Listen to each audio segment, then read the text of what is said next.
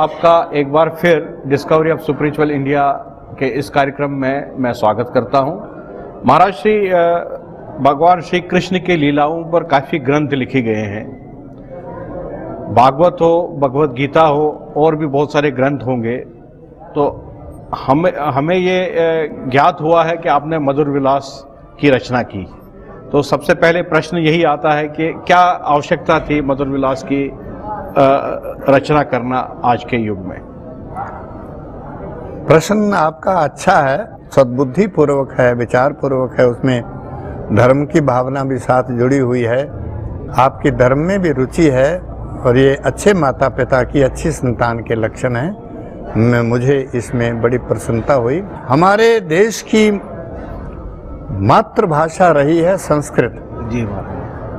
सतयुग में सारे के सारे लोग संस्कृत बोलते थे, इसलिए सारे के सारे जो धर्म ग्रंथ हमारे हैं, भले वो 4 वेद हैं, भले 6 शास्त्र हैं, भले 18 पुराण हैं, स्मृतियां हैं, वो सारे के सारे संस्कृत के अंतर्गत हैं। जैसे वाल्मीकि रामायण संस्कृत में है और संस्कृत भाषा काफ़ी क्लिष्ट है, आम बोलचाल की भाषा से थोड़ी अलग पड़ती है। यद्यपि सारी भाषाओं की जननी है, सारी भाषाएं वहीं से निकली हैं और ये भारतवर्ष के अंदर ही इसका विशेष प्रचुर प्रचार रहा, इसलिए भारतवर्ष हमारा धर्मगुरु की पदवी पर सदा विराजमान रहा। सतयुग के अंदर ये धर्मगुरु रहा, त्रेता के अंदर, द्वापर के अंदर, कलयुग के अंदर भी रहा कुछ समय तक। अब जैसे जैसे भौतिकवाद बढ़ रहा है और हम संस्कृत से दूर होते जा रहे हैं, तो इसमें कुछ हरास आना जो है शुरू हो गया है। वाल्मीकि रामायण जो है संस्कृत के अंदर लिखी गई है।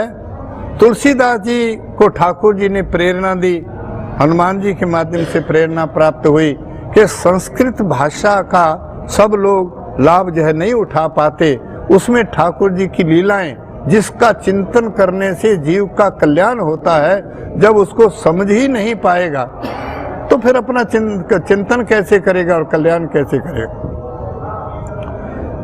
तो ठाकुर जी की प्रेरणा से उन्होंने रामचरितमानस ग्रंथ लिखा। ठीक उसी से प्रेरणा प्राप्त करके हमारे जो भागवत है उसके अंदर भगवान श्री कृष्ण की लीलाएं हैं, स्कंद पुराण में है, हरिवंश पुराण में है और गर्ग संहिता इत्यादि संहिताओं के अंदर इसके अंदर भगवान श्री कृष्ण की विस्तार पूर्वक लीलाएं हैं। इसलिए ठाकुर जी ने ये मौका दिया है कि इसके माध्यम से हम एक अच्छे इंसान बने, हम समाज के शोषक ना बनकर समाज के पोषक बने, हमको कोई निंदा की उंगली ना उठाए, हमारे को कोई भला बुरा ना कहे, हमारी अच्छाइयाँ संसार के अंदर प्रसिद्ध हों, हम दूसरे का हित करने में तत्पर रहें, दूसरे का सामान लूटने में, जेबें काटने में हम ना रहें, ऐसी आसुरी वृत्ति हमारे में ना रहे। और ये तभी संभव है जब हम आदर पूर्वक मधुर विलास का चिंतन करेंगे। और हमको एक ग्रंथ के अंदर पिछले दिनों विद्वत गोष्ठी हुई थी, जिसमें वृंदावन के माने ताने हमारे जो भागवत के विद्वान थे जी जगत गुरु शंकराचार्य जी भी पधारे और हमारे राजेंद्र दास जी महाराज भी पधारे और भी महापुरुष यहाँ पाराशर जी जैसे वगैरह महान विभूतियाँ आई। उन्होंने कहा अब तक हमारे पास भागवत की कथा का वर्णन करते समय हिंदी का कोई ऐसा ग्रंथ नहीं था। हमको रामचरितमानस जो राम जी की कथा है वहाँ से फिर कुछ हिंदी के प्रमाण, क्योंकि जनसाधारण क्योंकि हिंदी भाषा आसानी से समझती है, उनको समझाने के लिए वहाँ से हमको फिर उदाहरण लेने पड़ते थे।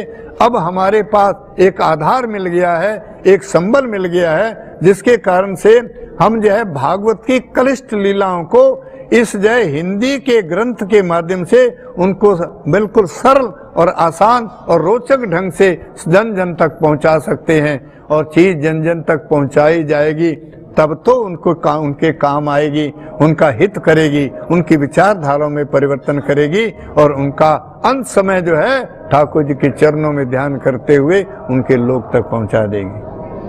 बहुत बहुत धन्यवाद महाराज श्री आपका। और इस पूरे कार्यक्रम में आपने महाराज श्री के मुखारबिंद से भगवान श्री कृष्ण की लीला, ब्रज की महिमा और मधुर विलास का ग्रंथ जिनकी रचना महाराज श्री ने खुद की है, इस सब के बारे में आपको जानकारी प्राप्त हुई और मुझे पूरा विश्वास है आपको बहुत ही अच्छा लगा होगा और नई चीज़ आपको समझ में आई होगी इस कार्यक्रम के माध्यम से।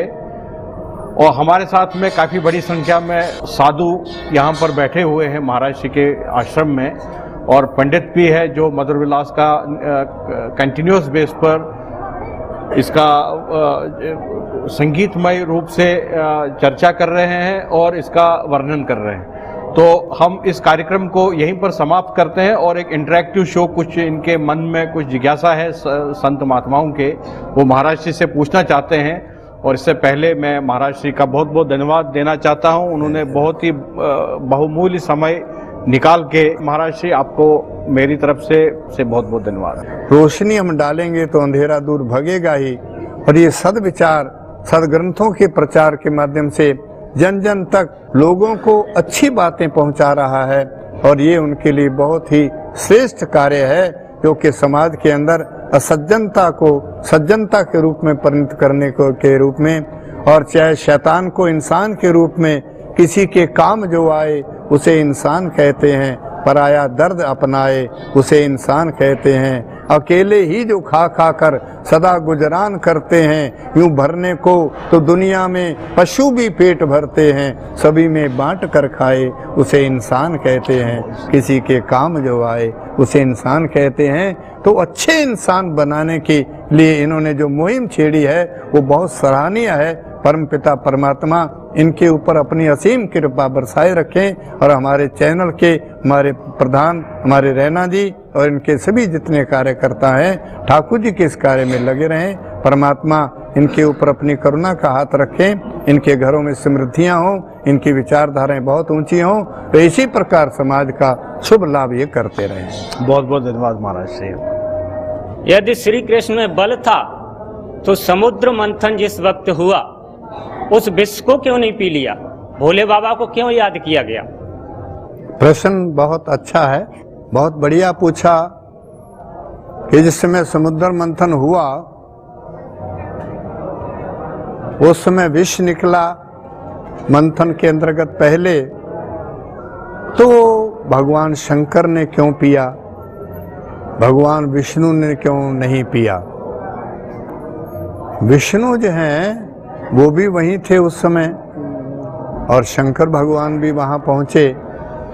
तो जैसे यहाँ अपने यहाँ अनेक जो मंत्री हैं उनको अलग अलग डिपार्टमेंट दिया जाता है, जिस समय कोई विदेशी हमला होता है उस समय जो डिफेंस मिनिस्टर है वही वहां पहुंचेगा।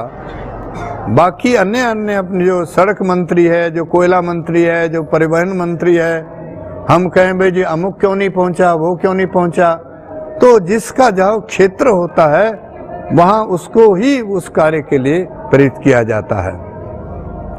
हमारे शंकर भगवान क्योंकि विष के साथ ही रहते हैं, सांप गले के अंदर लटकाए रहते हैं, विषैले बिच्छुओं को साथ रखते हैं, इसलिए जहाँ प्रसंग आया विष का तो विष जिनके साथ आसपास रहता है उन्हीं को प्रेरणा दी गई और उन्होंने उसको पान किया।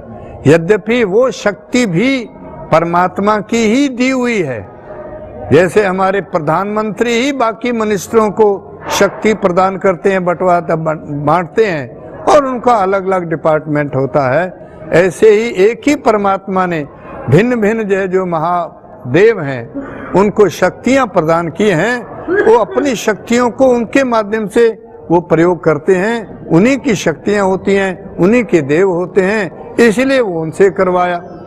अब करने को तो वो स्वयं ही समुद्र मंथन कर सकते थे, फिर देवताओं को बुलाने की क्या जरूरत थी, दैत्यों को बुलाने की क्या जरूरत थी, उनसे जो पर्वत तो संभल नहीं रहा था।